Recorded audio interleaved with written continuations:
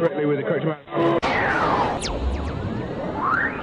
D20 Radio, where gamers roll. www.d20radio.com.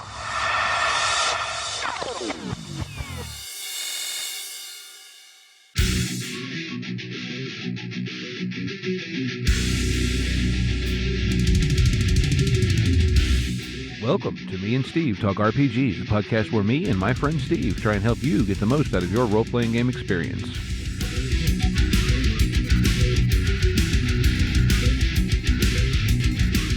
Hey, what's up? Welcome back to Me and Steve Talk RPGs. How's everybody doing this evening? It's Steve again here, along with Steve. Howdy ho. And we've got a special guest tonight, but before we get into that, what's our D20 podcast of the week this week, Steve? I think a podcast of the week is actually a collection of podcasts. We're going to talk about court games. Oh, the L5R people. Yeah. Oh. So court games is, well, there's three podcasts. There is the one that goes under court games itself, which is kind of a talk and discussion podcast about both the card game and the RPGs. And then you want to hit one of the next ones, Steve? Then there's Fortune and Strife, which is one of their actual plays of L5R. Mm-hmm. And their other actual play is Crimson Gold Agonies. And one of those, I don't remember which one's which, but one of them has a lot more of the, has a lot of dice rolling and a lot of game mechanics taken out. So it's a little more of an audio drama. And the other one, they leave a lot of that in as more of a play demonstration. So depending on what flavor you want, there's three. There's court games, there's Fortune and Strife, and there's Crimson Gold Agonies. And links to all of those will be in the show notes. Yeah, and as you might have heard, we do have a very special guest on today. That we do. And I'd first just like to say that what I really appreciate is the fact that you forgot everything about your podcast of the week. So that was great. Filled with confidence going into this. Hey, you know what? What kind of gamers would we be if we actually remembered things? Oh, that's right. I think I'm supposed to be recording a podcast now. All right. So the voice you hear is that of Jay Little, who's our guest this week. So welcome, Jay. Thank you very much for having me, Steves. I appreciate it. Yeah. So what we kind of thought, and this is one of those things that, you know, gamers love dice and obviously all your game systems, which are usually dice driven.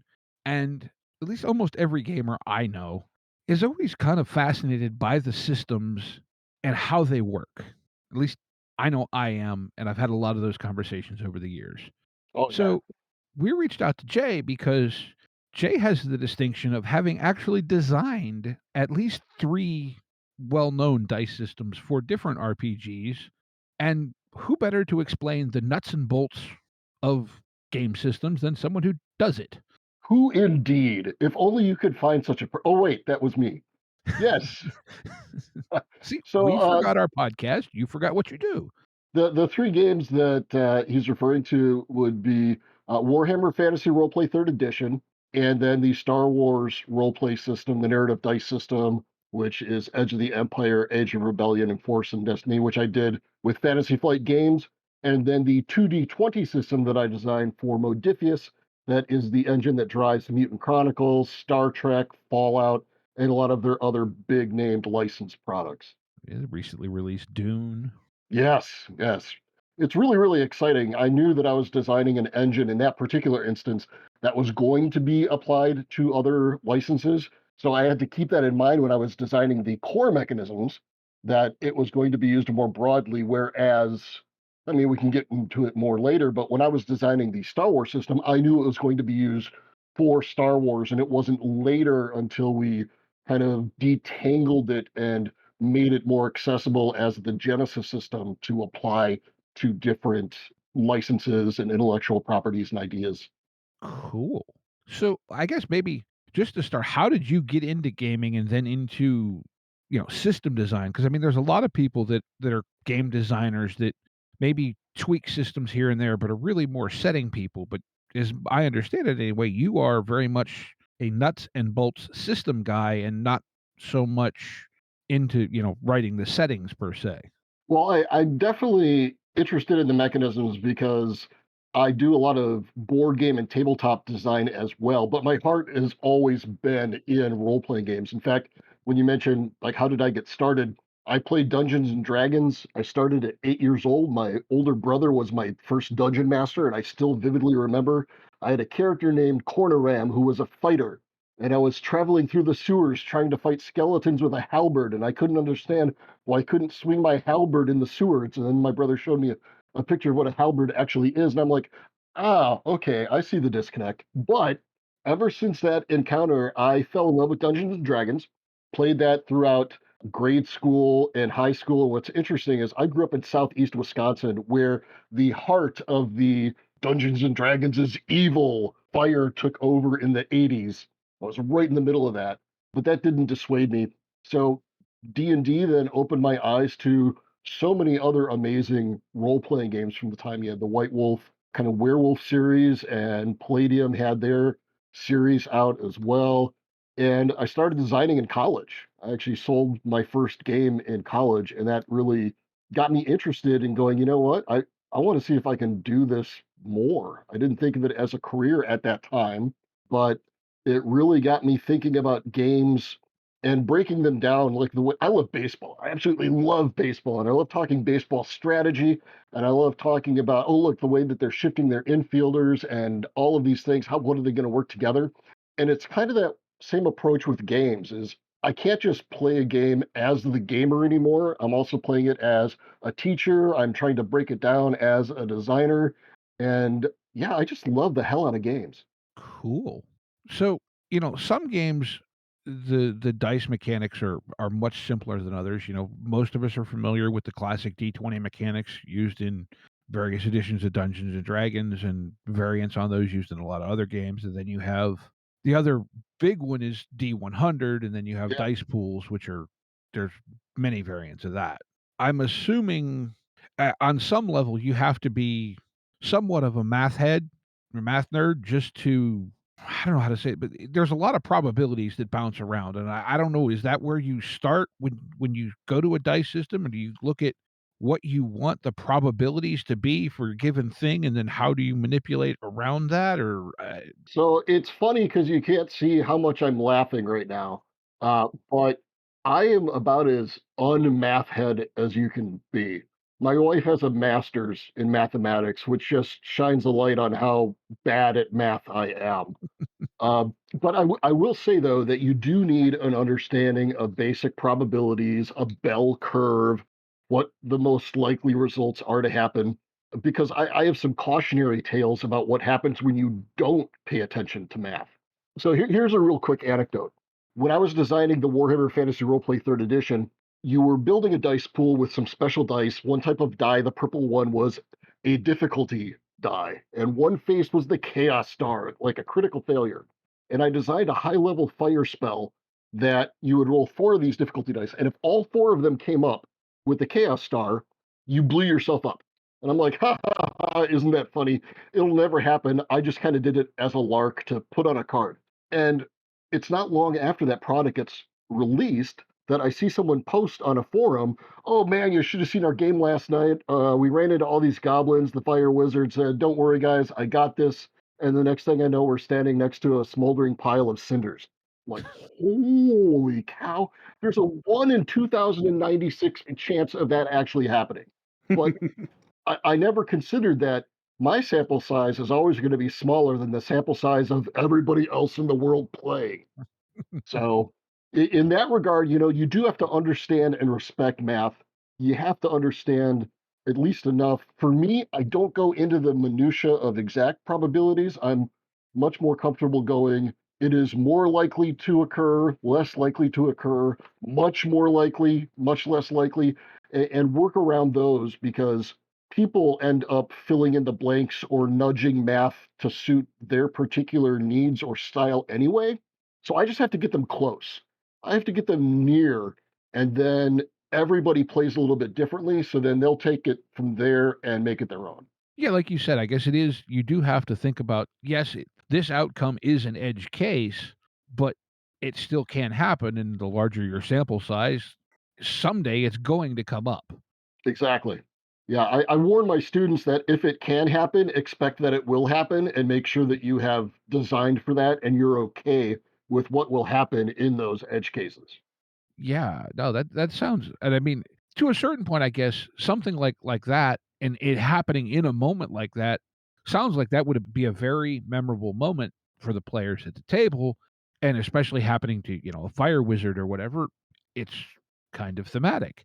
But if it happens when, and I don't, again, I'm not familiar with the Warhammer Third Edition system, so I don't know if your average, mercenary would roll the same dice to swing his sword, then it doesn't really make as much sense. Oh, heck no. This was like a real weird extreme case, but it's really interesting that you have to understand because in this day and age, when people are excited about something, particularly games, what do they talk about? They talk about the stuff that went really, really exceptionally well, the natural 20s, the slaying the dragon at the last minute, or the things that went terribly wrong, the natural ones, the fumbles, the burning myself to a crisp. So, I mean, we really work toward that center of the bell curve when we're putting together a game, but the players actually share more stories about what's happening out at the extreme edges of either side, the exceptionally good or the exceptionally bad. So it kind of gets this distorted.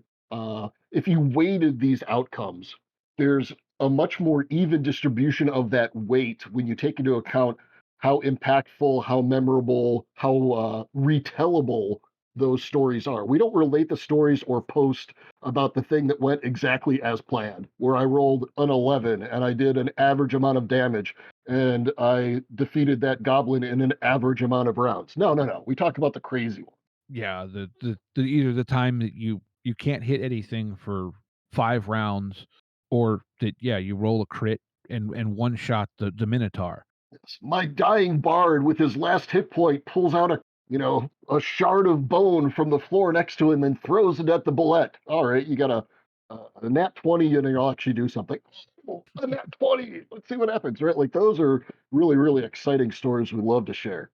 Yeah, so that, I guess that's one thing that, I understand to a certain point, that the D20 and D100 systems, at least the traditional D20 systems, single die systems, if we wanna call them that, operate on, what do you wanna say, a linear plane as far as your probability, where a dice pool system by its nature creates a bell curve, correct? Yeah, by large part. And I would also say that a lot of the single die or single roll systems basically look at everything very, very binary yes or no. It did or did not occur. And there's not a lot of texture or flavor beyond that. Okay, yeah. And well, I know, like, I know, the Warhammer 4th edition system, which I don't own, but I've heard a decent amount about. They use a thing called degrees of success, or Yep. success levels, which they do by virtue of what your role is relative to what your skill is, and that's a D100 base.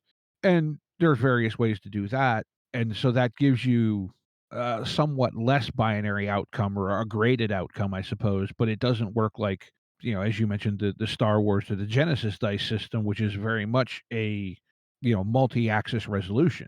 Yes.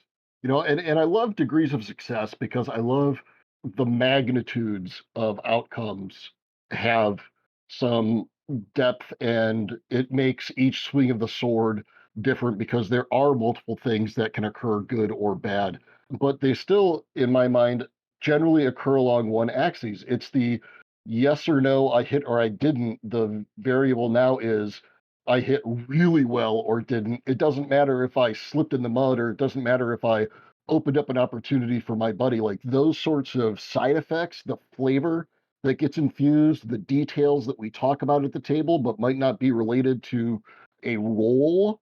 Those to me are the things that I wanted to capture in the narrative dice system and make those things count. Like the biggest example that I give is in classic Dungeons and Dragons. I did a lot of work with third edition. You get a +2 bonus for flanking, but you might get -2 because it's dark. So it's really the same as doing it as if nothing was happening. You don't get the flavor for flanking them, and it didn't really matter that it's dark because it's just the same as a normal swing because everything cancels itself out. I'm like, I'm not going to design that way.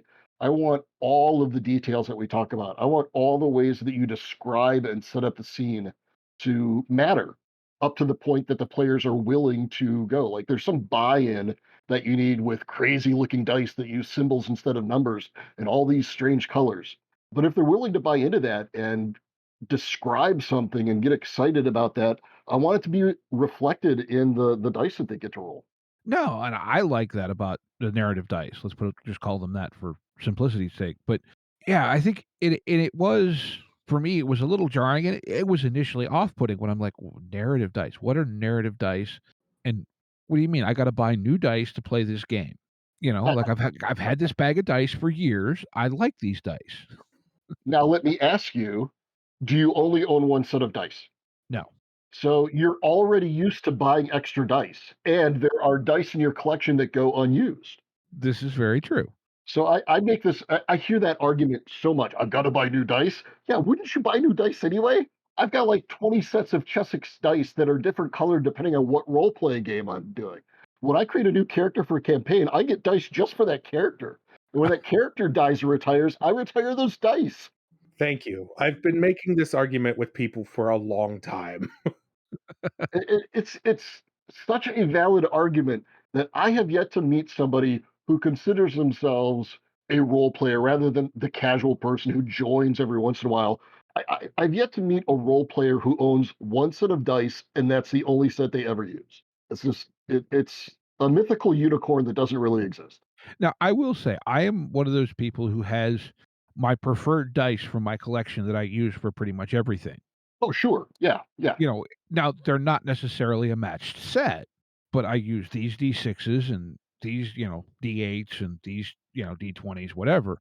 But yeah, no, it was initially off-putting, but once I kind of understood it a little more, I'm like, okay, now I understand, and I understand the why, and that's what makes the difference. Like you said, the buy-in. But I would ask, and maybe I'm jumping ahead and we don't really have a plan, so I guess it's okay. But how did you come up with the idea of let's put symbols on here that represent these things instead of numbers? So that was actually part of the mandate from Christian Peterson, the CEO at Fantasy Flight Games. When I was doing third edition Warhammer, I knew Warhammer very, very well. I knew the previous editions very well. And he wanted the third edition to go in a completely different direction. So he's like, I want you for third edition to do what Fantasy Flight Games does best, and that is bit. So I'm going to give you this triple A summer blockbuster budget to basically work on an indie style role play game. And I think I got a lot of things right, and I certainly got a lot of things wrong with what I did with third edition. But we took the lessons learned there, and then it was successful enough and I believe innovative enough that when the opportunity for Star Wars came up, Christian tapped me and he's like, it's yours. I want you to take these things that we liked about Warhammer and I want you to clean it up and make it feel like Star Wars. And for me, that meant people are going to be making quotes, they're going to be talking about the movies, they're going to really get into character, and they're going to tell stories about this when they're done, and they're going to feel like Star Wars stories. So it was really weird. I knew that based on the symbols and crazy dice for Warhammer, that needed to be carried forward. I did take a closer look at math, and I did break things down a little bit more into, I think there are 7 axes of measurement for the different outcomes that you can have, because you can have magnitudes of success or failure, then magnitudes of advantage or disadvantage, and then magnitudes of critical success or critical failure. And not all of these are mutually exclusive. And then I'm like, you know what? I don't want people to do the math. I don't want people to be able to know that they have a 75% chance of doing this. I want people to take big risks and look at a dice pool and go, ooh, that's a lot of purple dice. That's a lot of bad dice. I'm going to use the force. I'm going to spend a force point or invest a little bit more energy to swing things in my favor. And the only way that I could obscure that math was to use these special symbols.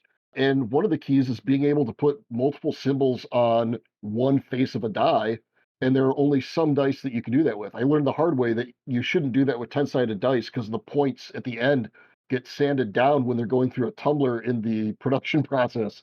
And so all the 10-sided dice in Warhammer look like crap. It's like terrible. So we switched to a D12, which has a much nicer, larger surface area to be able to put symbols on. But yeah, I didn't want people to be able to solve it. Some people went out of their way and tried to do that anyway. And I think that that takes away some of the mystery and some of the, I don't know, science fantasy of Star Wars. The might it happen, could it happen, the possibility that it is the Force works in mysterious ways. So that's a long, rambling answer. I may or may not have actually answered your question. I kind of lost track in there in a minute part of it. So No, I that kind of gets what I was aiming at, and I think, like, you're right, I think that it does achieve that, and I think that's hard for some people to let go of. That I don't understand how I'm changing my probability, and, like, I think if I really, really wanted to, I might be able to sit down and ponder out the probabilities of those dice, but I don't have that much patience, and the only thing I've kind of figured out to this point is that as far as affecting my chances of good things happening, it's better for me to add dice as opposed to upgrade from a green to a yellow. yes, but what I will say is one of them is directly in your control, and one of them is more narrative based. So the upgrading the dice by using a force point, for example, that's something that is purely for player agency so that you feel like you've got a degree of control. Now, you could put yourself in a position where you're going to add dice, which is better, but usually that's something through either a collaboration or set dressing or something else that went beyond just you making a choice that I'm going to do what I can that's in my power, spending a force point to increase my odds. But yeah, mathematically, more dice is better. But also, upgrading to that yellow die, you can get a triumph. Can't get a triumph on any other die. Yeah, yeah, that's true. But I think what you also achieved, and I don't know if this was, you mentioned that it was sort of a goal, but is that in obscuring the mathematical probabilities, it actually, I think, creates more immersion in the story because, That was a hope that it would. It doesn't do that for everybody, but for some, it allows them to focus on the story. And then as they look at the dice pool, they can narrate out what they were doing. So if I get a blue boost die because you helped me with this skill check and I succeed because of the symbol on that boost die, then we can narrate collaboratively, like, oh, I'm so glad you helped me. Thanks, man. That was awesome. You can find out and figure out where the story influenced the outcome if you want to take the time to do it. Sometimes you do just want to know, did I hit or miss? But sometimes you want all those nuances. So I find that in the games that I run, often we will have fewer dice rolls that mean more and get narrated out more. Like we dig more details out of them than we would with a D20 roll. Well, I really feel that that's where that system shines in teaching an important lesson to DMs and players is that it teaches the lesson of please do not roll dice unless the result is going to be interesting in some way or another. Yep. Because that system, and from what I'm hearing you say, it was built this way, is built in a way so that it's not encouraging the menial roles. It's encouraging to be big, sweeping narrative things, whether it be good or bad Yeah. or middling. So it's the scenes in the movie that you watch, not the scenes that you fast forward through. Right. I agree completely. Yeah, I both me and Steve have a love for that system that is like up until we had it shown to us, we were like both sort of on the fence. And now that we've seen it and played it a bunch, it's like, oh yeah, I love this. This is my bread and butter. I said, there are times where I want a little more numerical crunch, but that's just me. It's not anything wrong with, it's just like I like chocolate ice cream. I don't always want chocolate ice cream. No, that's a great analogy, and I get that it's a learning curve, and I get that not everybody will get out of the system what they want in terms of either granularity, precision, like they want to know exactly. And sometimes they just want to chuck dice and tell stories and use the basic percentile system for something like Call of Cthulhu. I think Genesys could work for Call of Cthulhu, but the nice, quick, simple resolutions let you get back to the tension of something like a Call of Cthulhu. But what's interesting too is I think people find it surprising when I agree with them that there's a learning curve. It's like, yeah, of course it is. It's different than something you've done before. I'm hoping that the cost will be worth it though when you see what you're getting for that learning curve. And for some people, what they get is a greater value than what they had to spend in terms of time or attention or the number of attempts. Like it might take somebody a few sessions before it all clicks. And there's usually one scene or one role where finally the light bulb goes off and they're like, hallelujah, I can see the matrix. I get it. Right.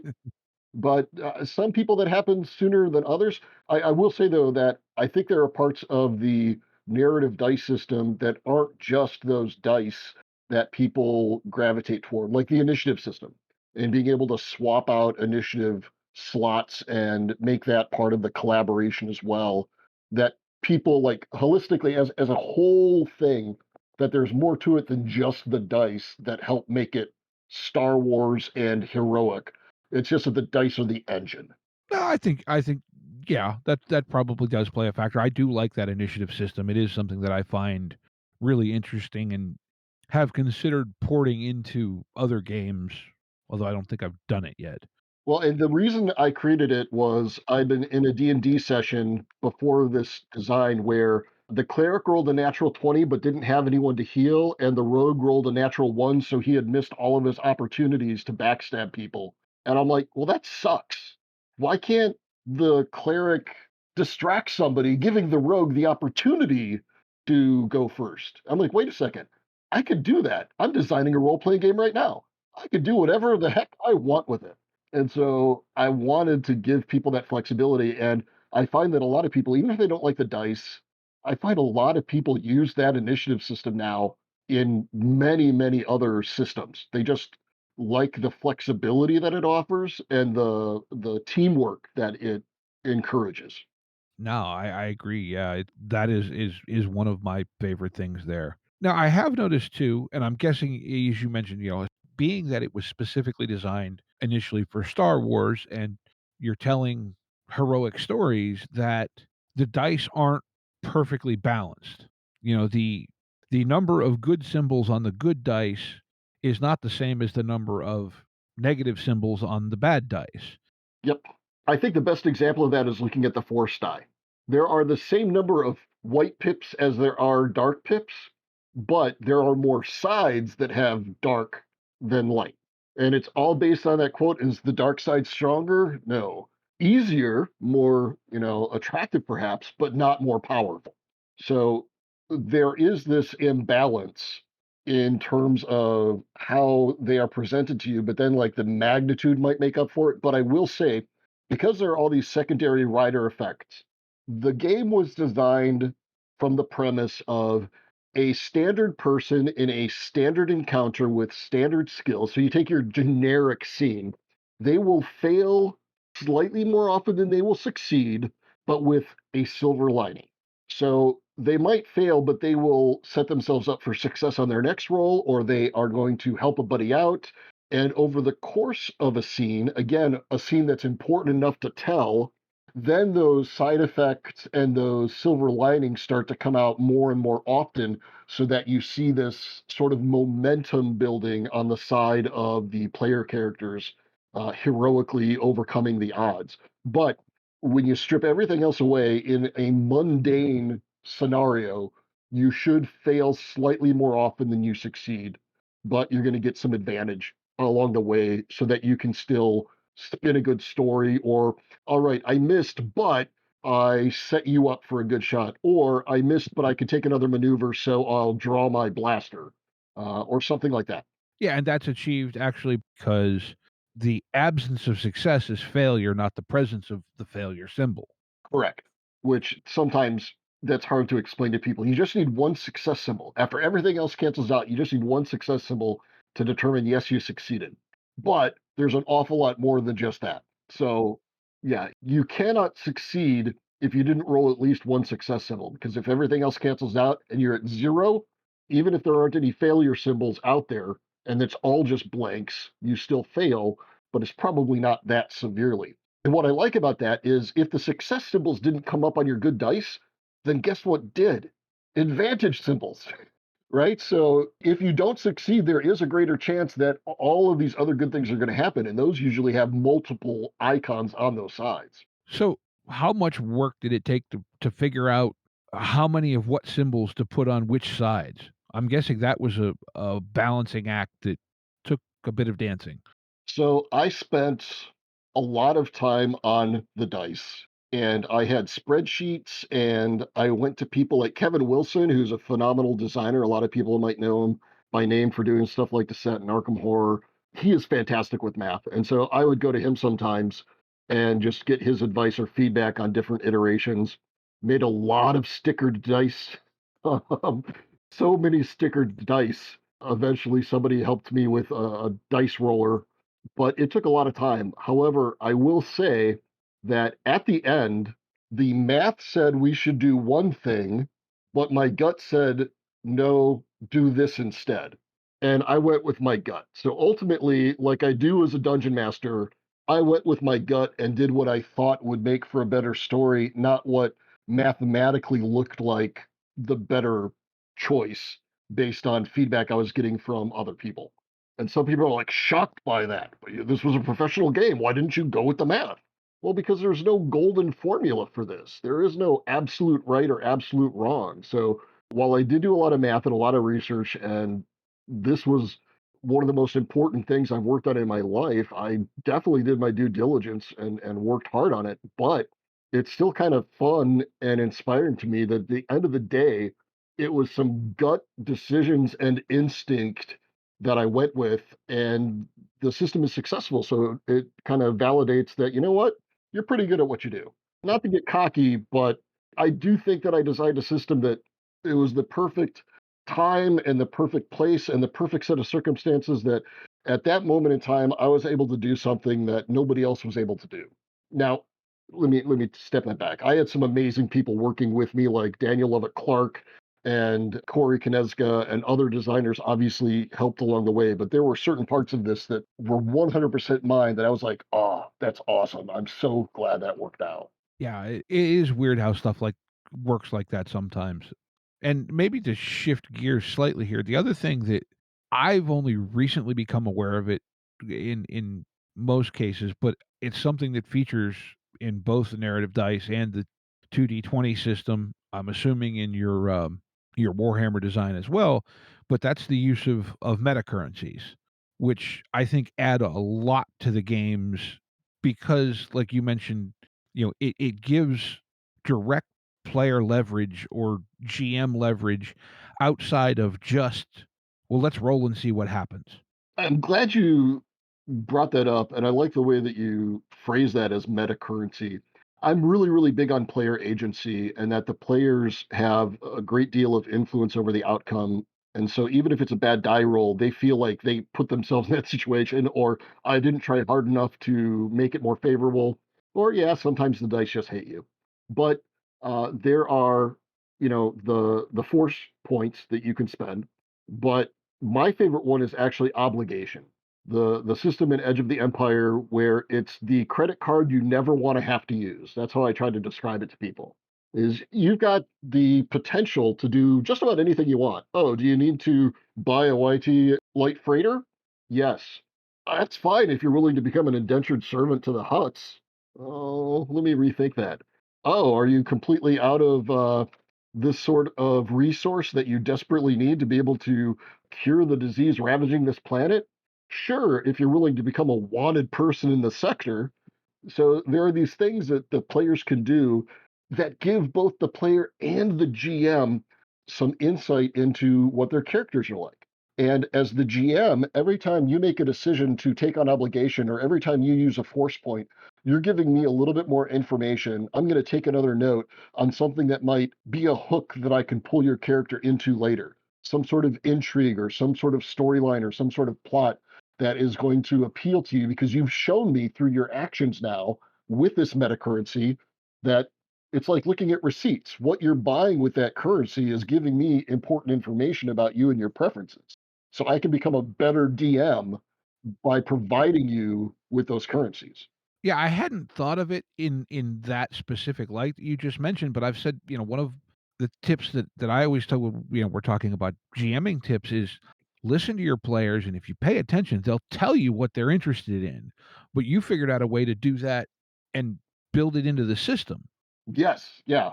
That's my goal with it. Now, whether people use it that way, um, but I really do think it's valuable for the DM to listen to the players to the point that one of the ways people should be able to play Star Wars, and I think it works out very well, is you have a general outline for what you might want to do. Like I've got a specific scenario that I use when I'm teaching the game to people, and it's based around three basic concepts or ideas, but I don't know where the story's going to go. I don't know who the villain is. I listen to the players and I just keep telling them yes. Oh, it must be that security guard that we passed earlier. He seems suspicious. Yes. And you notice, so it's very, very improv from my point of view as a DM. I wonder why this installation is empty. I bet the Imperials came through and scoured it out for resources. Yes. That might not have been what was in my mind originally, but I'm like, damn, you go. I love that idea, right? And I just try to keep on encouraging them to come up with interesting, creative interpretations of the scene I've laid out for them. Yeah. And the other thing too that I like, specifically with the force points or the story points or whatever, you call them, be it Star Wars, Genesis, whatever, is that it gives you as a GM a way to introduce things without it just being the hand of God GM fiat thing. Yeah, And it's an exchange because as the GM, when you spend that point, now the players have it to spend and vice versa. So at some point, it becomes if the players are spending all the points, now the GM has all them all, and now the players are going, oh, yeah, well, okay, oh, good, yeah, what bad stuff's coming around the corner now because they have all those points, and I know that in the Conan edition of the 2D20 system, I believe the one meta currency is called Doom, which is, of course, very obvious or ominous. and what's so great about that is even if the points aren't being used, they have an effect at the table. If it's all on the GM side, the players have this sense of tension. If it's all on the player side, then the GM is kind of rethinking some of the decisions or what am I going to do with the few that I have. But to back it up just a little bit, when you were talking about the kind of power that it gives the players, I like to think that each dice roll is a contract. Each dice roll is a handshake between the players and the GM saying, all right, we're fine with whatever happens from this point on. We've come to an agreement. So in a lot of role playing games, you might be let's say that you walk into a room and you're on the second floor balcony tier and you see a bad guy running away and you're like, all right, I'm gonna run across, jump off, swing from the chandelier, and tackle that guy. And most of the time the DM would say, no, are you kidding me? That's ridiculous. Whereas I would want to say, that sounds awesome. However, I'm going to increase the difficulty like this. And if a critical failure comes up, you break your ankle. And if the player says, all right, and picks up those dice, we've got a contract. And I am fine if he succeeds and he has to bite it and accept it if he fails. Now, maybe this is a good time to spend a story point. Maybe this is a good time to rethink his tactics. But we'll talk it out and we come to this kind of arrangement of yeah, we're both curious to see what happens next in the story, and I'm fine if your ending occurs and you're fine if my ending occurs. Yeah, and I think that's something that you typically don't have in the more binary designs.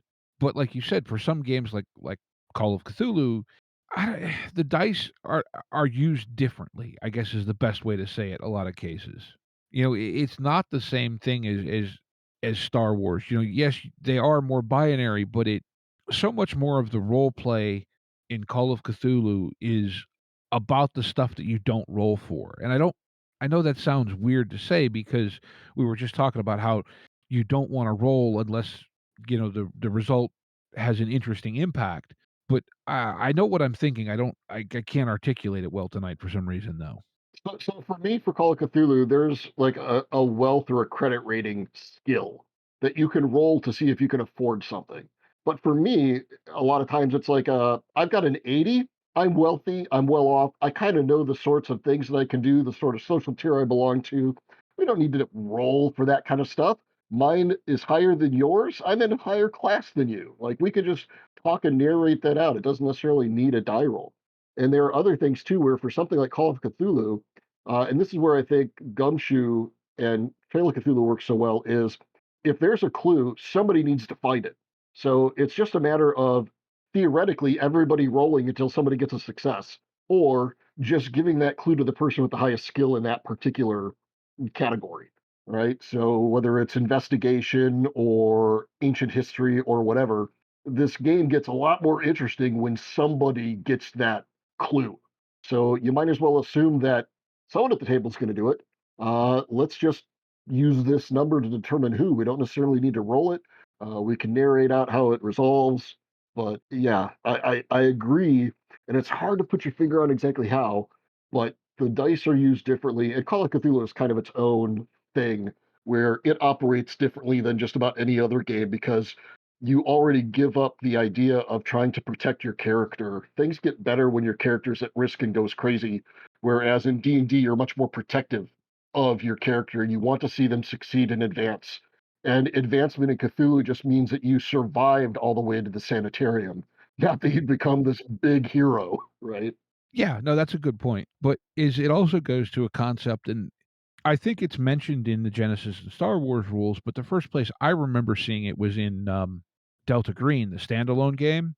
Mhm. The concept of presumed competence with characters, Yeah, where like you mentioned, you have a 60 or an 80 in this skill, you can do this thing. We don't have to roll. The one I go to all the time is we don't have to make every character roll to open the door because right. it's not interesting if you can't open the door. It might be funny if everyone fails the roll to open the door, but in reality, it's breaking the immersion of the story. Yeah, and there are a couple of games that have done that. I think Dark Conspiracy is one that did that as well. Like based on your class or your archetype, it's just assumed that you have access to these things and you can do these things. So you don't necessarily need to write out an entire inventory list. If I am a military person who has the rank of corporal, there are just some things that I'm going to have access to that I shouldn't need to roll for, right? And Mhm. so, yeah, you do assume a certain level of competency. Yes, I'm good with a firearm. Let's only make it matter if we need to determine how good. But I know how to hold a gun, right? Or whatever other core competency. Are you the mechanic in the motor pool? Then, unless it's something really dire, shouldn't have to roll to see if you can replace a flat tire. Yeah, yeah, there's nothing to be gained from rolling that out, I don't think. No, unless if the flat tire was patched together and it's in a hail of gunfire while monsters are chasing you and one of your arms is in a sling, like then maybe I could see it being interesting. But otherwise, if it's standard stuff, let it go. Let's montage that and get back to the story points that really matter, the ones that everyone leans forward to and listens to, even when it's not their action or their character, right? Like there's a certain body language of storytelling that occurs when we get to the more interesting parts. Those are the ones that I want to narrate more and roll about and discuss and dissect, not the ones where Bob over here is yawning and Joe is looking at his phone, right? Yeah. I find the narrative dice system fascinating, and I unfortunately I read a little bit of a 2D20 starter the other day to get just kind of a base understanding of it, but it feels like, It feels like the narrative dice system light, doesn't it? well, actually, let me back up for a second Okay. and say something that pretty good friends with GM Hooley, who I know you know. I told him that in some ways to me, it feels like the narrative dice is a mechanized, a much more complexly mechanized version of the Fate game.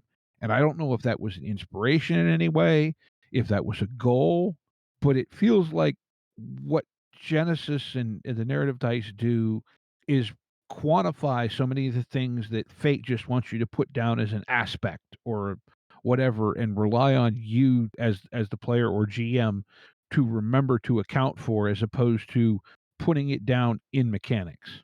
Yeah, it's interesting because a lot of people ask me about the inspirations for that, and fudge was one of them, which I believe fudge is the forebear, the spiritual ancestor to fate. I don't quote me on that, I believe you're correct. but fudge was an influence. Sorcerer by Ron Edwards was an influence because that was a big indie game, and he was running Forge.net, so we had a lot of really interesting discussions at that time. But also Jason Morningstar's Fiasco, right? Like there's a certain surrender to the game idea that you give in a game like Fiasco, and you just go with it to be able to tell these stories rather than clinging so tightly to what's written down on your character sheet. It's a little bit more than just a suspension of disbelief. It's almost like a suspension of control. In order to tell these really cool stories, I'm willing to let you have a little bit of control of my character as well. You can pull me into the story because you rolled dice that you got because I helped or because I'm there, right? Like in some games, if you say, all right, then Matt flanks him, I'd be like, no, I don't. I'm over here. But if you're assisting me and I roll a die and it makes sense, I can kind of look over at you and say, and you flank me, right? Or you flank him for me, right? And you nod and boom, we got an agreement and we're there. So there's like this, I don't know, it's hard to explain. So there were a lot of indie games. Dogs in the Vineyard, Inspectors by Jared Sorensen. Another one of my favorites is Best Friends by Greg S. Hutton, which is basically about high school girls and the petty cliques they belong to. And character creation is all about saying who you're prettier than, or who you're smarter than, or who you're wealthier than. And if you say it, it's true in the game. So if I'm prettier than Steve during character creation, you cannot have a pretty stat that's higher than mine. And there's just something brilliant about the simplicity of some of these indie systems. Now, I've run into a lot of indie systems where there's one thing about that game that really stands out, and then the rest of it seems rather mundane because all the inspiration got like burnt up with that one idea. And I burned myself out designing this game. I literally had a heart attack that put me in the hospital for 3 months over the course of the design of this game. And it took everything out of me to put this together. So yeah, there's this aspect of surrender to the system. I don't know how else to describe it beyond that. No, I get what you're saying though, because I've told people before, to play with the narrative dice requires you to think differently towards the game. And it's hard to explain in concrete terms, but you do approach the game differently, or at least I do, than if I'm playing a quote unquote more traditional system. I think small press indie games, ask you to reevaluate what it means to be a role play game. What is a role play game? And I tried to inject a little bit of that with Warhammer Third Edition, which eventually became Narrative, which eventually became Genesys. And as an aside, the 2D20 system, I was specifically approached by Chris Birch at Modiphious saying, give us the closest thing you can to the Star Wars system using only 20-sided and 6-sided dice. And I'm like, that's pretty funny. He's like, no, really. I was going to ask because what little I've read of the 2D20 system, I can very much see going for the multi-axis and the degrees of success. And I was curious, were there directives there to like, look, we want something like that, but can you do it with numbers on the dice? Yeah, and that is exactly it, right? Like I am paraphrasing Chris, but it basically came down to give us the closest thing you can to the narrative dice system with D20s and D6s because we can package and produce and sell those. And then we don't need to do anything else. Our player base will be happy. The big controversy there was creating a roll under system with 20-sided dice, where people thought it was insane. You obviously have to do a roll high system with 20-sided dice because you only have 20 outcomes. I'm like, then you're looking at the die wrong if you think you've only got 20 outcomes there.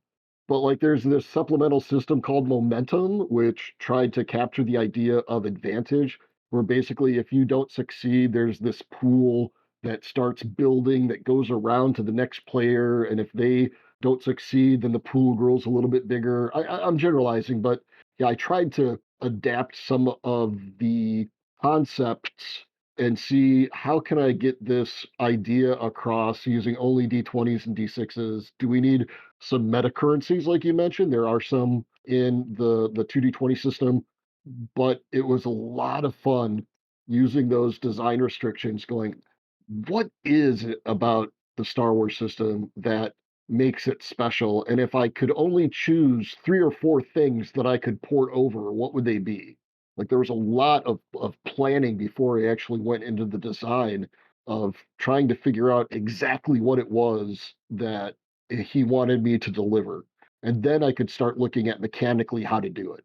Yeah, now the other thing, 2D20, I'm gonna call it kind of a misnomer for the system because it's not just 2 D20s, it's multiple D20s. Yeah, I would have loved XD20 instead of 2D20 or ND20 because yeah. So go ahead and talk about that a little bit further because most people when they say 2D20 they just assume oh so I'm always rolling 2 20-sided dice, but that's not the case.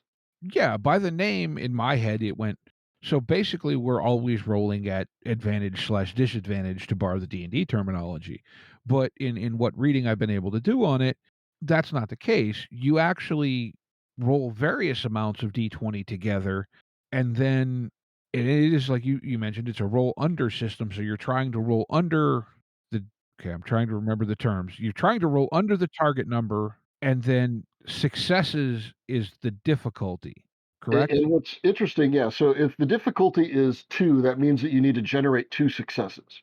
Right. And a single D20 can generate 0, 1, or 2 successes under most circumstances. 0 if you fail your check, 1 if you pass the test, 2 if you critically pass the test. So with 2 20-sided dice, you're going to get anywhere from 0 to 4 successes. Well, if you're doing a difficulty 5 task, you're going to want to throw some extra D20s in there. And so there are these currencies and there are these skills and abilities that allow you to roll more dice or to re-roll dice. The big thing there that I think is perhaps the thing that I think is most novel that a lot of people overlook is the skill system, where when you train a skill, you've got 2 levels of proficiency. You've got your general knowledge, which is the value that you add to your characteristics. So I might have a general knowledge of automotives of 4, plus my intelligence of 4. I need to roll an 8 or less to generate a success. But then I have my expertise, and the expertise sets the crit range. So if I only have an expertise of 1, I'm only going to generate 2 successes on a natural 1. If I've got an expertise of 3, that means on a 1, 2, or 3, I get a critical success. And so that to me was one of the ways to unlock axes of measurement. Are you pretty good at something because of your general trivia knowledge, or have you focused and dedicated your life to this craft? So it's are you wide or are you deep, or have you specialized to the point where you're both? Mhm. Well, and I think what you've achieved with that is you've still managed to obscure the statistics of it. I don't know, like, it's a little easier to figure out the probabilities, partially because we're using numbers and I can know that, okay, I've got, a 15% chance to roll 3 or under on any one given die, but unless you're just a very exceptional math person, putting that together with, well, I've got 15% chance on each of these die and adding the probabilities together, I could look it up and figure it out, but I don't want to. Yeah, so it's like if I crit on a 1 through 3, but I can still succeed up to 8, then what is the chance of generating 3 or more successes on 4 dice? Like you can create the algebraic expression for that, and they can get pretty complex pretty quick. So I wasn't able to hide the math perfectly because we're using numbered dice, and people can usually count in increments of 5 pretty easily. But it does start to get more complex to the point where you're like, I like my odds, or I want another D20 in there to play it safe. Well, it's like you brought up with designing a narrative system that you want people to go, "This makes it better," not, "This makes it this much better." Right, right. This is better. This is a lot better. Not necessarily this is 18.5% better. Yeah, and look, there are people who get their jollies playing games that way, and good for them. Yeah, I mean, I have no quarrel with them. I think it's interesting when they get mad at me for the way I design my game. And I'm like, well, then just don't play this game. Well, yeah, and I think I know you're a game designer, so you can obviously speak to it much better than I can because I've fiddled around with designing things in my spare time, but it usually goes, yeah, okay, that's a lot of work. I don't feel like doing that anymore. Uh, but the idea that to hear, you're fine with people going, I don't like your game, and you just go, yeah, well then go enjoy something else. And I'll say it's a lot easier to do with role play games than board games. It hurts when people don't like my board games, but with role play games, because there's always so much that's freewheeling and open minded and loosey goosey and house ruled, like it doesn't bother me. There are so many great systems out there for you to tell stories with. Whereas with a board game, everything that I'm trying to do is in that box. So I either got it right or I didn't. Mhm. Now that's a point that I hadn't even thought of because I'll play board games, I'm not massively into them. But I guess, is it fair to say that when you're designing a board game, you're going for a more curated experience as opposed to with a role-playing game where you're trying to create a set of tools for people to create their own experience? Absolutely, absolutely. The the biggest difference is whether or not there's a license involved, because then that adds another layer of verification and like I'm letting them tell their own stories, but I still have to make sure they're Star Wars stories. Where with a board game, if I'm doing something generic and it's sci-fi, I've got more latitude than if I'm doing it and it's Warhammer 40K or it's Star Wars, right? There are extra set of guidelines and guardrails there. But when I'm designing a board game, I am trying to design and deliver a very, very specific experience. It's going to be an experience that hopefully is a little bit different every time you play, but it's still an experience using these bits in this combination in these ways. And you're going to generally be making these sorts of decisions along the way.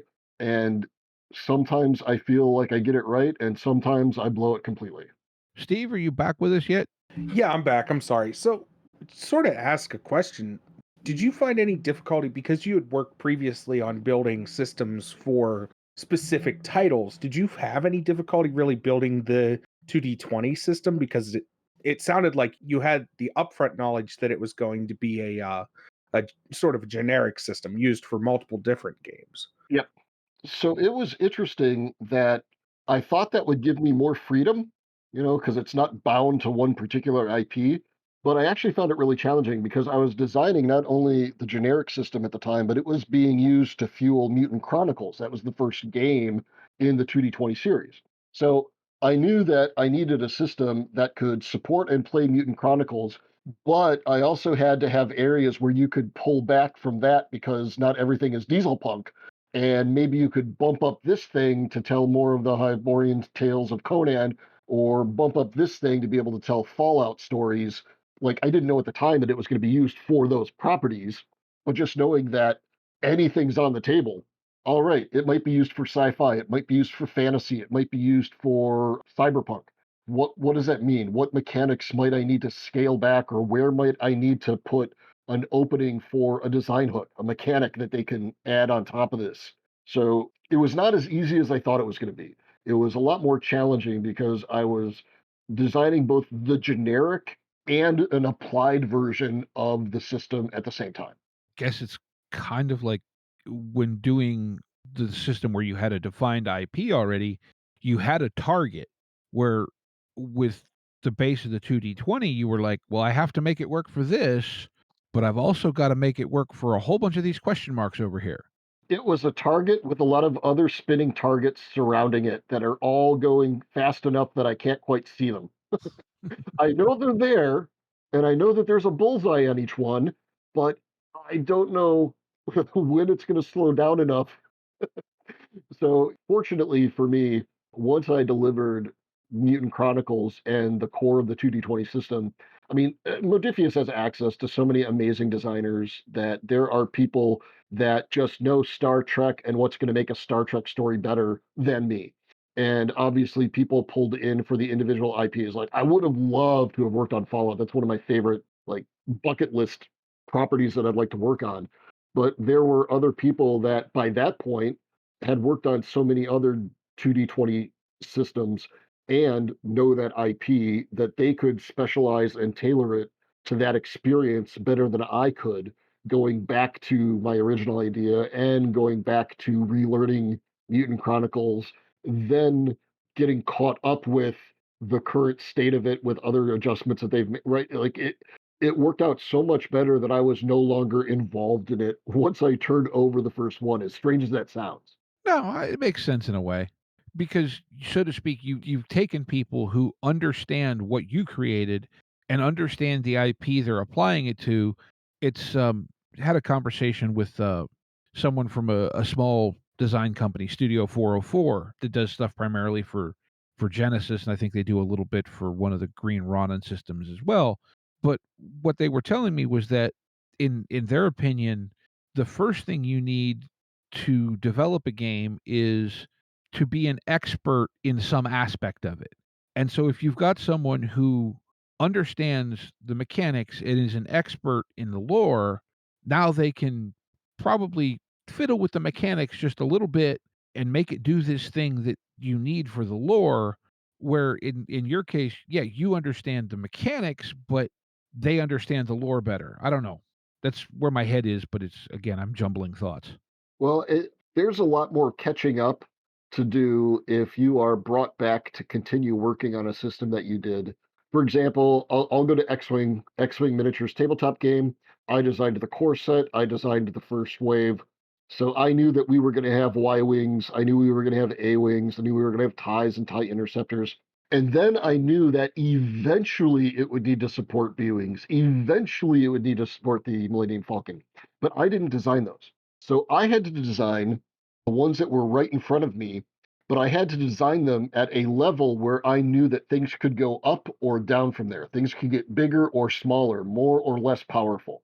And by the time they designed waves 3, 4, 5, if they would have brought me back in to try to design ships for like wave 6, they would have been messed up because my frame of reference was still my core goal with the first few waves and the experience that they delivered, not the experience that has built up based on hundreds of thousands of people playing it over years of work and tournament play, like all of these things.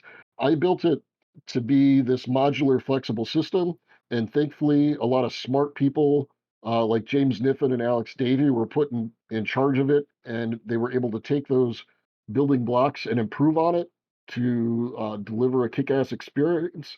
But I would not have been able to push it that far, right? Like it's weird that sometimes I am better off when somebody else takes over and takes my baby and raises it for me. Yeah, to sort of platform off that, basically, from what I'm understanding, you're saying to come back at a later point like that would have taken almost relearning the system entirely. Like, even though you started it, you would have had to relearn what it actually became. And yeah, I can understand where that could be really daunting and difficult because, yeah, not that I have any game design experience, but Well, like if you wanted to create something new for Genesys right now, you could do it with blinders on and only look at the Genesys source book and what you're creating. But people have created some fantastic rules around vehicles, some fantastic rules about new weapons, some fantastic rules about magic. So are you going to ignore the depth of content that is out there and only go with what you have, like the few tools that you do have? Or are you going to kind of open up and embrace all that and say that can also influence my decision making? Maybe I can use a little bit of this as well, which is great. But now you've got more information that you have to read, more things that you have to take into account, more decisions that you have to make about what's going to make the final cut and what's not. Like, I'm amazed at how far Genesis has come, and I'm amazed at what people have done with it. There's a ton of content out there that I would have never created because it's either a topic or a license that didn't interest me, or it's a level of detail that I didn't feel was necessary, or it's just not the sort of thing that as a GM I would look at, I would just instead go with my gut. Now, it doesn't mean it is not excellent material. There is some fantastic stuff out there. It's just that I literally could not have come up with it because that's not my wiring. So that makes sense. It almost sounds like you're saying too that to a certain point you created all the trees that make the forest, but sometimes because you know all the trees, you don't see the whole forest. Is that sort of a analogy you're going for? I think instead it's think of all the Lego sets that you've ever owned, and every time you finish building what that Lego set was for, you dump it into a box. And then the next time you get a Lego set and you've played with it, you dump it into the box. And eventually you have this huge box filled with Lego pieces from so many different things. You've got your Lord of the Rings and your Star Wars and your spaceship and your DC universe, and they're all mixed together. It would be hard for me to both recreate the original thing that they were made for, like to find those parts and to put them together in that way. But B, I cannot possibly envision all the different ways that you might build something cool out of that. We might both build a spaceship out of it, and they're both cool ships, but we build them in such different ways and we use different pieces and we express that very, very differently. So I've got building blocks, and not even I know what all the different shapes look like. And I don't even know how big all the pieces are because people have found ways to put them together in ways that I couldn't even fathom until I saw it in front of me, going, oh my goodness, that is really, really cool. I couldn't have built that. That's gotta be a neat perspective to take to or to be able to take, right? To like you said, so to speak, look at this thing that you created and then go, wow, look at all this other cool stuff that people have done with it. It's both very rewarding, but also very intimidating.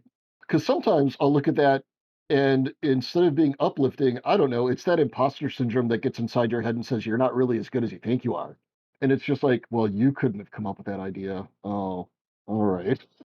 When really, every one of those should be an opportunity for me to say, you know what?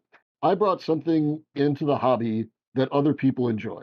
And if they only ever enjoy it the way that I made it, great. But if they enjoy it enough to invest their own time and energy and sometimes money and resources into it, you should be excited and just be happy for them because they're obviously happy for you. They might not even know that you're the person behind it, but just the fact that they're playing it is this tacit approval of your work, right? And so there's some gratification with that. Yeah, I can see both sides of what you're saying there. It that's that's pretty powerful. I am very, very proud of the work that I do, and you can tell that I'm really enthusiastic and excited about it. But I do want to point out that as excited as I get about this, I was always surrounded by an amazing support system. Whether it was marketing, whether it was graphic design and layout, whether it was being able to turn around to a designer like a Kevin Wilson or an Eric Lang or Corey Kineska and ask them questions. So while I still say me a lot, people need to understand that very little is designed in a vacuum. Like outside of things like Gloomhaven and this stuff like that, like everything requires so much input and so much feedback. And there are probably ideas entwined with mine that I don't even remember the source of their inspiration. So it's hard for me to go back and credit everybody. But I know that this could not have been created without me, but I also know that it couldn't have been created without the awesome people who inspired and helped. Well, that's cool, and, yeah, I think that's a thing that game design and I think of it more in the context of strictly RPGs, but it is such a it's a weird thing too because like we mentioned before, it's sort of like writing a cookbook, except you're just telling people these things taste good, but how you put them together is up to you. How much sugar you're going to use, how much baking powder, like you can play around with the recipe and come up with your own special variant. Use M&Ms instead of chocolate chips, right? Like there's a certain I can't follow a recipe to save my life. So talking about a cookbook probably isn't the best analogy for me to take. But you're giving people really you're just giving people a different way to play make believe. Steve, And what? Not to interrupt, but what's that famous quote your wife has? Yes, I was just thinking the same thing. My wife will always look at me, I'll tell her, "Hey, I wanna buy this, whatever." She goes, "Why do you need more books to play pretend?" And she Yeah, says it lovingly, but so I have about 4,000 board games and about 3,500 role-playing games in my collection. And every time I buy a new one, I get an eye roll and then the supportive, I know this is your hobby and I love you, but it's really like I probably have 200 to 300 role-playing games that are all set in a sword and sorcery, fairly forgotten realms style of setting. Do I really need them?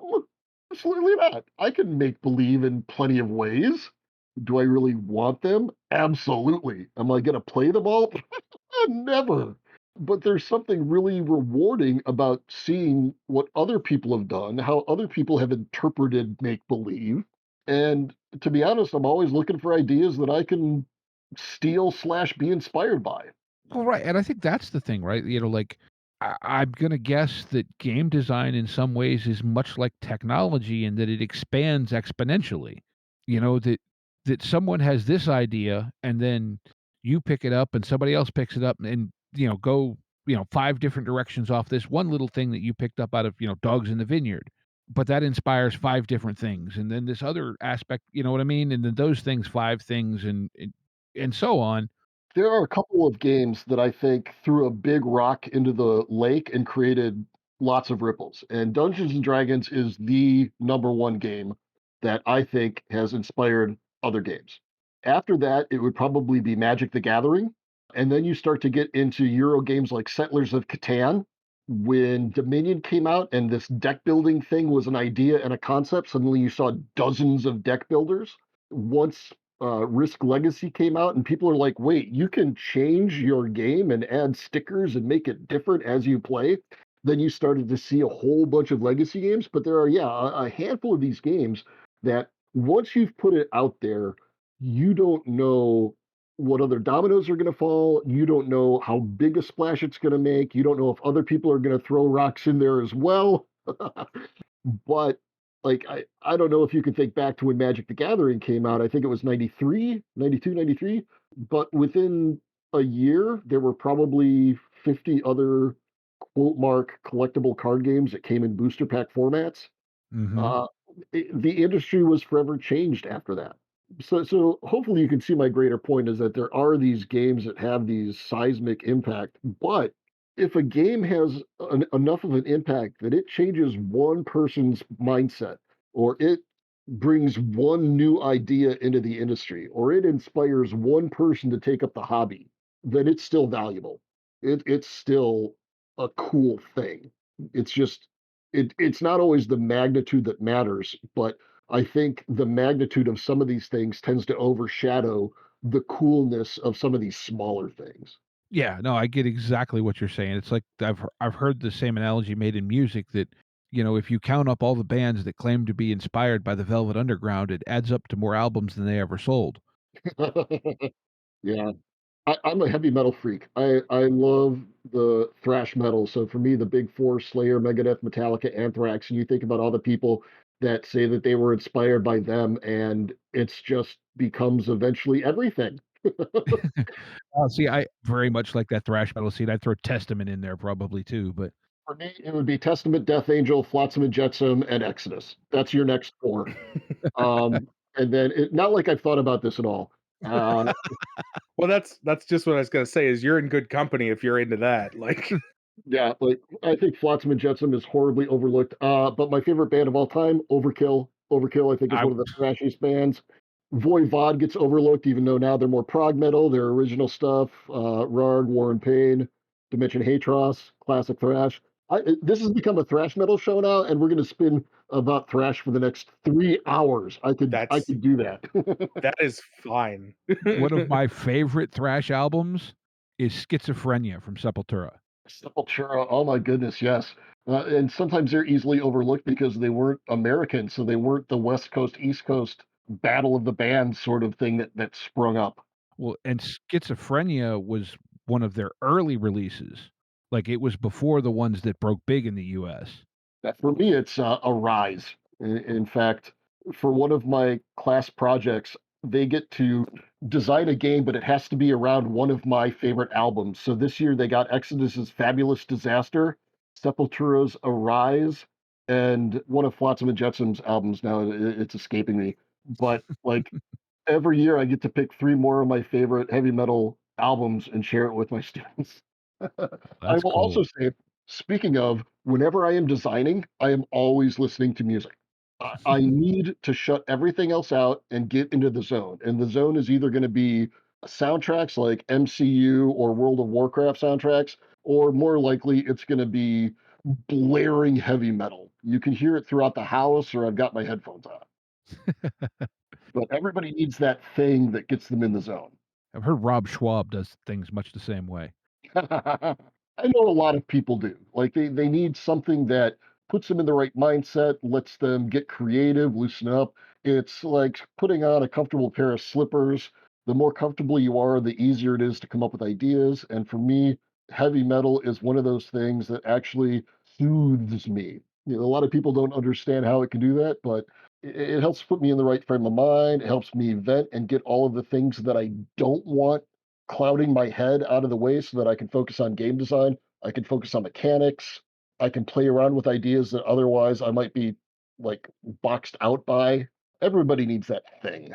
Now, I actually, like you said, that metal tends to calm me down. And actually, before you jumped into the chat, Steve and I were talking and this that. But one of the things that came up was how iconic of a track "Walk" from Pantera is. Yes. Well, it's just there are some, regardless of what you think about Metallica's Black Album, nobody doesn't recognize the first, 3 seconds of Enter Sandman. Mhm. Even my parents have heard of Master of Puppets. Mhm. Right? Like there are just some things that are indelible.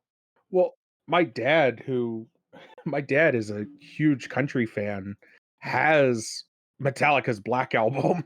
Well, and my wife, who she's more of the Weird Al Yankovic, They Might Be Giants, Mhm. Chris Isaac, like she's got the best of Iron Maiden because Iron Maiden is just they're a good band and their best stuff is awesome stuff. She's got like some best of Metallica in the Metallica Black album.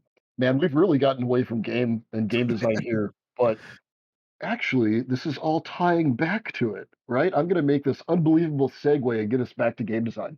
So, everybody's tastes are different, just like they're different in music, they're different in gaming. One of the things that I think is fantastic is just like I think there is music out there for everybody, I think there is a game out there for everybody. And someone who says that they don't like role playing, I just think that they haven't found either the right group or the right game. Like my wife, who never had played D&D before, never understood it, while I've been playing since I was 8. When 4th edition D&D came out, it got a lot of crap from a lot of people, but its formulaic mathematical nature was perfect for my wife, and I finally got her to play in a more than year-long D&D campaign, which I thought was never going to happen. It's the only time that she's played a role-playing game before, and we got a lot of mileage out of that. And so even though some people really diss on 4th edition, it will always be important to me because I got to get through to my wife. For both of my boys, 5th edition D&D is where it's at. That is their entry into D&D rather than like the white box or the Errol Otis red cover for me. So everybody's got a different entry point. And one of the things that makes me happiest and sometimes brings me to tears is sometimes my game is the entry point. Sometimes it's my game that was what got them to like role playing games, and that blows my mind. Like I've had some people come to me at conventions or send me emails saying that this is the game that reconnected my college group, or that Edge of the Empire is the first game that I showed my kid. I don't know what it is, but there are some people, both of my kids were on the autism spectrum, and I've had people who've mentioned that the shapes and the colors made it easier for them to process than just a bunch of numbers. I have no idea if there is anything behind that, but to receive an email saying, "Oh, I was able to connect with my kid in a special way because of something that you were involved with," phew, that is pretty powerful. Yeah, I can imagine that would be. That's damn. Well, I have a feeling that we could talk for till a Days. long time. But, we probably should wrap up, although, I would like to say, if we ever get another chance, we'd love to talk to you again about, well, more of whatever comes up, but Well, we'll just have you on. We'll have a variety episode, and we'll bring you on just to talk metal because I There- just want to pick your brain on music at this point. I would love to come back. And if nothing else, whether people like my games or not, what I hope they would get from seeing me, meeting me, hearing me is that I love games, and no matter what I'm working on, that I put my heart and soul into it. It may not be theirs, may not be something that they like, but damn it, I did my best. cool. You got anything more to add, Steve? No, I was just gonna say I feel that the passion and the love you have for it does definitely come across, and Yes. Well, thank you. I appreciate that. So, I guess 2 things. 1, do you have anything currently out that you really wanna plug? And Okay, go ahead with two. Oh, and 2, do you have any, like I know you're on social media, obviously that's where I found you, but, do you wanna give out people wanna follow you or whatever, anything like that? So there are two games that came out recently that I'm really excited about. One is called 3 Years of War. It's about the worst 3 years of the 30 Years War. Basically, it's a card game about only bad things happening, and you're trying to make the best out of an increasingly dire situation. So it's the most fun people have had losing. That's one of the quotes that I got from a player. Yeah, I came in last place, but it's the most fun I ever had losing. And then I also got to do, if people are familiar with the Unlock series of escape room card decks, it's kind of like an escape room in a deck. I Mhm. worked with the Space Cowboys publisher last year and did the Star Wars version. So I designed the Star Wars Unlock series of puzzle games with them.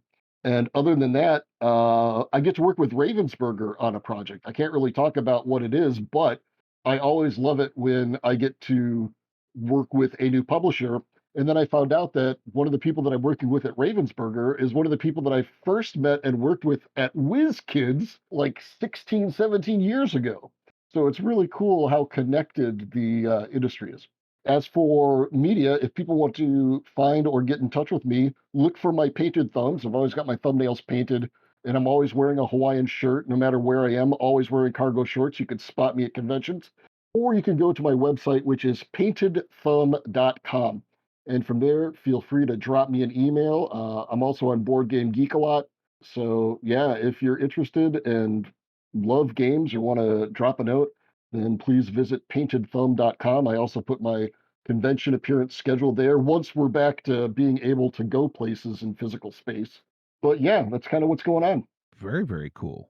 I'll be honest, I was unaware that you had such a design history with board games and card games and so forth. I was only aware of your role-playing game background, so I learned a lot just in that, let alone all the knowledge and mind-blowing things that you've shared tonight. Well, you know what? Let's give some props to other people too, because I hear that you like to talk a little bit about some games that other people have made. Oh, yes. Steve, do you think he's talking about Game of the Week? I think he's talking about game of the week. I am talking about Game of the Week. Woohoo! Game of the week. Game of the week. All right. So, what order are we doing this in this week? I don't know. I'll go last. Okay, that's fine. So that makes it a little bit easier. Do you want to go first, Steve? I can. I have one picked out. Okay, go for it. So it's no secret to anyone that listens to this show that I'm a bit of a Cthulhu games fan, and I found one. It's called Apoxthulu. It's literally like if you started to spell apocalypse and then at the C you just continued spelling Cthulhu.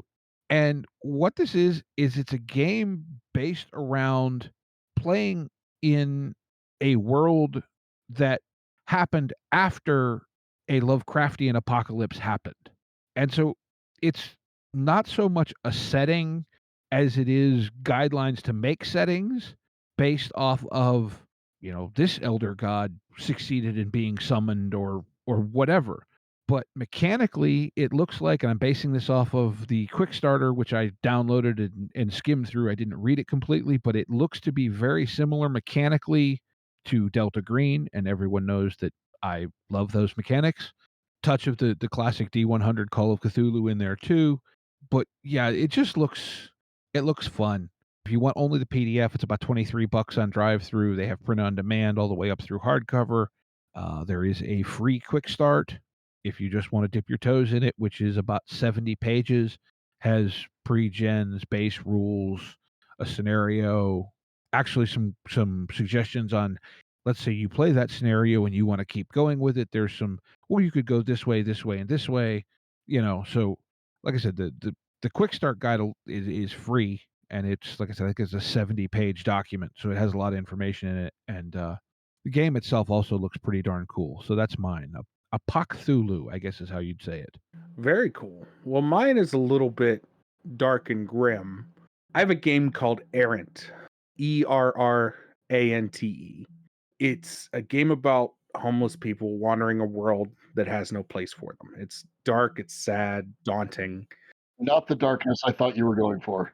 No, it's a little bit of a darker game, but it seems really interesting. It is GM-less, but it does have the option to be run with a GM. And what sort of caught my attention was it is a different kind of story, a more heavy, serious tone. The art in the book is all like charcoal art, like done with just in grayscale and charcoal. It's pay what you want. So, you can put as much as you feel is appropriate into this. It does seem very heavy, so maybe content warning, but I think it seems like a really interesting game, and I've been on sort of a kick for those heavier content heavy games recently, but this one seems really, really interesting and seems like a really cool game to check out. Yeah, this does look. It looks like it's a pretty simple D6 based system too. Yeah, it seems like a simple D6 system, like a dice pool system, but just a really heavy, dark game. And the art is reflective of how heavy and dark it is. You can see that just some of the designs. Yeah. Oh, well, my game, I guess, is going to come as a little upper to that. My game is called Someone Has Died. It is an improvisational game based on someone who has died, and you are someone who is trying to collect on their will. So everyone is entreating upon the arbiter of the will that you should be getting part of it, a bequeathal. And it's kind of hilarious and madcap because there is your relationship to the deceased, and then there are some quirks, and then other people can object to the standing that you have for why you should receive this thing. Like, so your identity might be that you were their pet talking dog, or that you're a robot who developed feelings for them. Or my favorite one is you are a person with a spider for a face. Like, they just have a ridiculous visitor from the future, voiceover actor, king of Sweden. But you have to have some sort of identity and some weird, twisted relationship to the deceased, and you're trying to convince the lawyer that you should be getting the lump sum of what they're leaving behind. It's a lighthearted game about death, and it was designed by these three wonderful women who they were in college at the time. And if you backed their Kickstarter at a certain level, they wrote you a custom obituary with a drawing by the artist who did the game. So I have my own obituary framed upstairs with a caricature of me. But it's a fantastic game called Someone Has Died by Gather Round Games. If you like the snake oil sort of improvisational style game, so it's like loosely related to role playing, but it is just, oh my goodness, it is a fantastic, fantastic game. Yeah, now this is what, card based, correct? Yeah, so I mean, there are cards here for prompts and to help give you ideas, but a lot of it is that improvisational narrative, trying to convince somebody that you should be getting the goods. Yeah, this does look fun. That looks like a blast. That looks like something that I would pull out at a party and be like, all right, we're gonna play this. And my friends would like sink their teeth into it. Yeah, It's always been when I pulled it out, people are like, what? But the art style is amazing. The gameplay is infectious. I have not laughed as hard in a long time as when I've played Someone Has Died. This does look, yeah. Yeah. I would definitely play this. Hey, we should have maybe next time you have me on is we have a reading of the will, and we're all vying for why we should be getting the lion's share. Dang it. Maybe next time we have you on, we could just play this digitally in a way. That's what I just said, Yeah. but with more words. Yeah, well, that's fair. Therefore, I should be receiving the lion's share of the estate, right? Steve clearly cannot make a good claim on this. Yes, but see, you're the only person whose name doesn't match the show, so you don't get anything.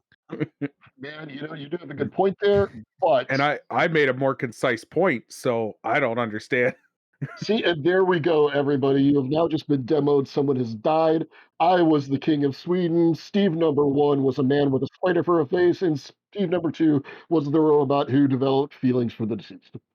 Thank you very much. Come again. We're here all week. Oh.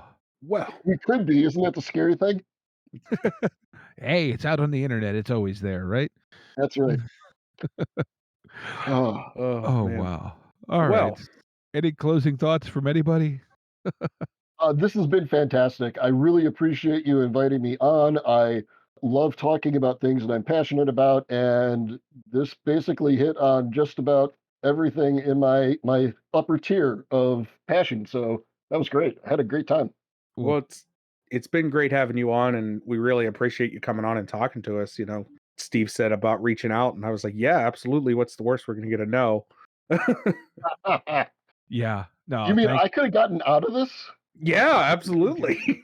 Oh man. And we wouldn't have stalked you or anything.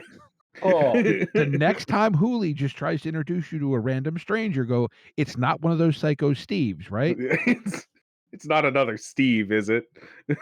help. I'm being held against my will in Steve's basement. That's probably a good point to wrap things up, huh? Yeah, Sounds good. with that, we do want to remind everybody, as always, links are in the show notes. And with that, get out there and play some RPGs and be kind to one another. Go game. Yep. Take care, y'all. Intro and outro music by the band 12 Noon. You can email us at meandsteverpg@gmail.com. You can find us on Twitter and RPGs. Find us on Facebook at Me and Steve RPG Podcast, on Discord at Me and Steve RPGs, and as always, all of these links are in the show notes. Thank you, and be kind to one another.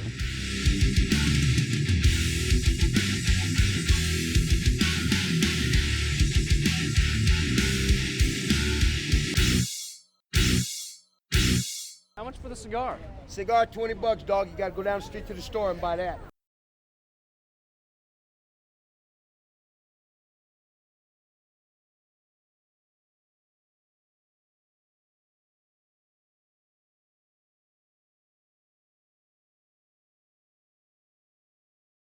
But I'm sorry, you said at least 2 and maybe 3 or?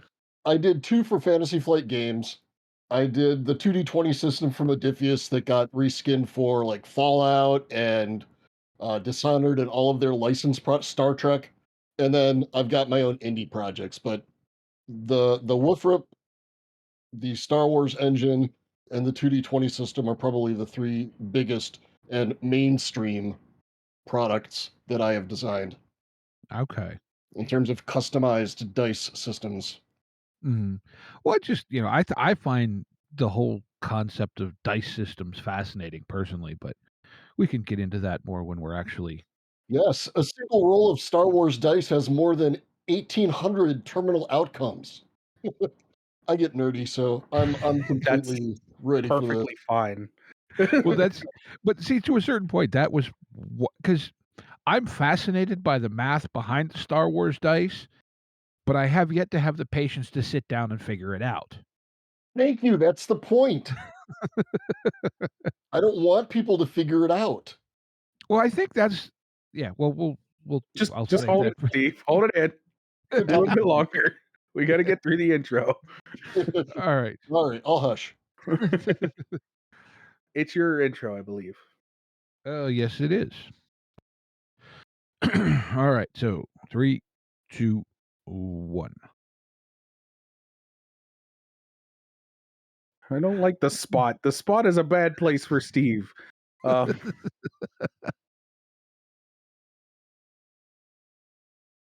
All right, there's that. Actually, I wrote something down, 2 things down earlier I wanted to mention to you, but I didn't want to interrupt the show. With a RPG collection like that, I'm guessing you found Deadball by now, Jay. I might. The problem with having a collection so big is sometimes I buy them in lots from like either estates or hobby shops that are going out of business. So Mhm. I don't actually have an accounting of all the games in my collection. Ah, okay. Well, Steve found this for Game of the Week a while back, but it's actually a baseball RPG. Oh, that sounds interesting. Yeah, it's called Deadball. if you want it, it's pay what you want on drive-through. I am writing that down. But the original game is sort of an old school baseball, so sort of beginning of early 1900s baseball. Dead ball era. Yeah, absolutely. Yeah. I get it now. At first, I thought it was going to be it's about like zombies playing baseball, but No, I like this better. the weirdest thing with Deadball is that it is a straightforward baseball game. I would dig that. Like the first game that I designed after college was MLB Sports Clicks for WizKids. Hmm. I had worked at Sporting News for 8 years, and I had done the online Stratomatic conversion, so I was like totally nerd deep into baseball and stats. Oh Um, yeah. and got to bring that over to WizKids, which was awesome.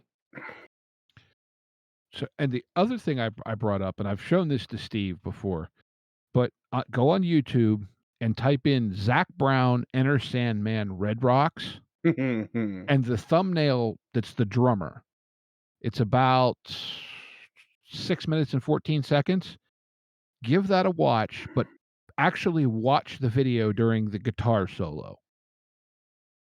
It was Zach Brown, Enter Sandman, what? Red Rocks. Red Rocks. Hey, did you get the 30th anniversary black edition with all the covers? No, I have a copy of the Black Album somewhere, but Black For- Album is one of those where I like some stuff off of it, but not like my favorite track is of Wolf and Man. So that's the best cover out of this album. So basically, for the 30th anniversary, they got 50 different bands to do covers from the songs. Oh, I like weird covers. So there's like one cover from Weezer. There's a cover from Elton John. There's some country covers. There's some R&B and rap covers. It's just there's a little bit of everything, which is what makes it so interesting and eclectic. Okay. Um, But if you like a Wolf and Man, and there's a video for Wolf and Man from this blacklist, and it's absolutely friggin' amazing. okay, I Definitely need to definitely go will see that. check that out. Let me write So the that one thing down. that I wrote down that I was going to mention to you is if you like Cthulhic things and um, push your luck style games are one of my favorite categories of games. There's this amazing game called Ancient Terrible Things, which is a game about you traveling through a jungle, going deeper and deeper into the jungle, finding crazier and crazier things that are driving you insane. It's basically a Cthulhu push your luck dice game where you're doing everything you can to score as many points without dying. It's so much fun. That sounds Absolutely love it. cool. And the art style is the type of grit and feel that I want for my Call of Cthulhu game. Cool. Now, okay, so I'll throw back a weird cover album at you that you may have already found. You ever see the Power Man 5000 album, Copies, Clones, and Replicants? Yes, and I either love or hate the songs on there. They're either fantastic or they suck. Yeah, I love their take on Space Oddity though. I'll say it was like a weird day when I realized that Spider from Power Man 5000 was Rob Zombie's brother. Like, I didn't realize that for years, but it makes perfect sense because those 2 bands are the exact same band, except one focuses on 50s, horror movies, and the other one focuses on 50s sci-fi. Yeah, I hadn't thought of it that way, but yeah. If you look through their discography and stuff like that, it's just like they're it's the same band with just different topics and a slightly different tune to the guitars, but I love them both.